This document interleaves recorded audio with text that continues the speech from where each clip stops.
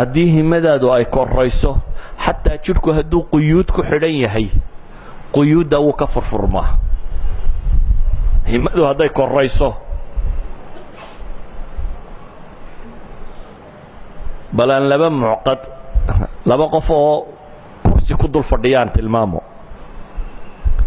falastiin waa maqashaan iyo urur xamaas la yidhaahdo yuhuudda jihaad kula jiro iska dhiciyo dunida wixii bam yaallay lagu garaacayo weli istifaacaya.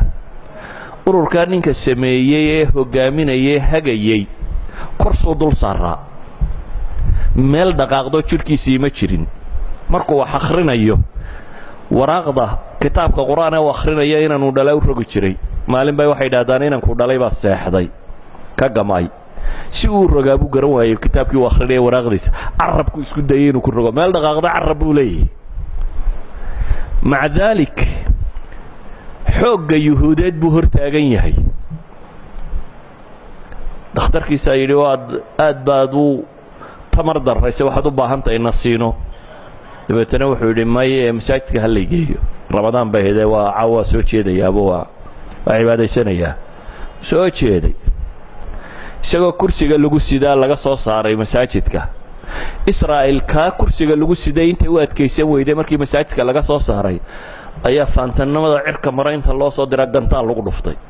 yacni ninkaasi hammuu siday, jidhna intaasu ka yihi. itaalkiisu waa carabkaa dhaqdhaqaaqaya, caqligana wuu qabaa. laakiin isma odhan muqcad baa tahay, qof fadhiya baa taan waxba qaban karin isma lehee.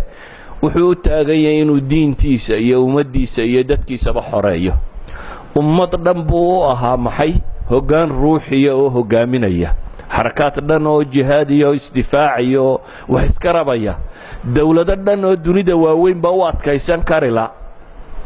ninkaasi aan waxba qaban karin ee kursiga lagu jiidayo ayay u adkaysan kari waaye.